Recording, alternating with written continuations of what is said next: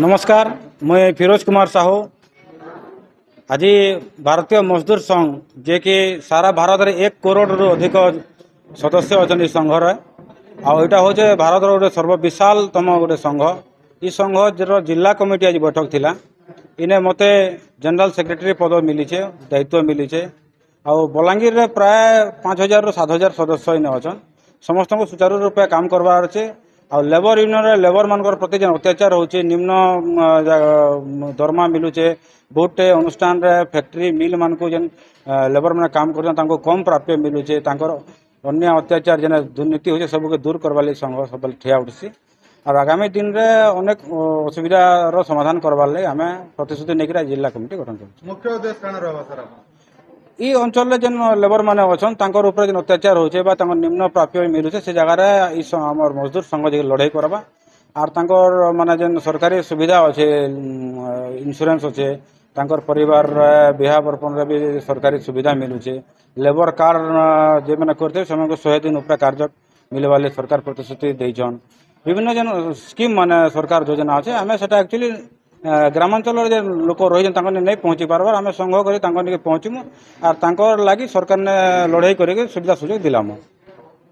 मो ना जाग्यसनी कुंभार आजिका जेन भारतीय मजदूर संघर कार्यकारिणी बैठक होता से मते सह संपादक हिसाब से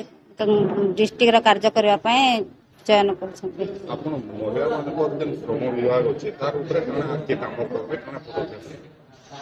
जहाँ संघ मत दायित्व देवा माने स्थल अंचल आम जहाँ कर्मचारी पड़ी रही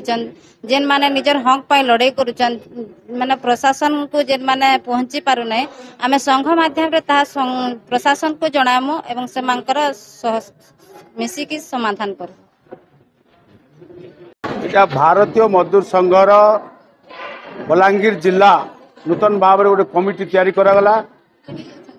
बलांगीर और सोनपुर दायित्व में मत दिखाई बिरंची नारायण पंडा भारतीय मजदूर संघर सोनपुर और बलांगीर जिला प्रभारी तो आम प्राय सबु जिले में भारतीय मजदूर संघर जिला कमिटी गठन करा जाउछु तेणु आज बलांगीर जिलार पूर्णांग भाव में गोटे कमिटी गठन करा गला से सभापति संपादक और उपसभापति कैशियर सब रखागला विभिन्न एग्जीक्यूटिव बॉडी मेंबर को लेकर बलांगीर जिलार जो समस्या अच्छी मजदूर मानकर से समस्या को आगामी भविष्य में उपस्थापना करी श्रमिक मान को केंद्र न्याय दिले मा से आम संगठन सारा भारत वर्ष में चली तो भारत आज 1 नंबर संगठन हूँ भारतीय मजदूर संघ श्रम मंत्री केंद्र ताकू दस्तखत करिछन आमर संगठन रु जड़े आईएलओ रे मध्य मेंबर अच्छा इंटरनेशनल लेबर ऑर्गेनाइजेशन आमर काम राष्ट्रहित उद्योग हित श्रमिक हित यहाँ भारतीय मजदूर संघ चिंताधारा बलांगीर जिला और सोनपुर जिला संगठन गठन करा सर इति द्वारा काना श्रमिक मान को काना माने सुविधा सुयोग मिल श्रमिक मान को जेन आज दादन जाउचन से दादन रु केंता निवृत्त हेबे श्रमिक मान को सरकार गोटे मिनिमम वेजेस डिक्लेयर करूचे किंतु से माने पाई नहीं पारबार एवं जेन तांकर इंश्योरेंस करा होचे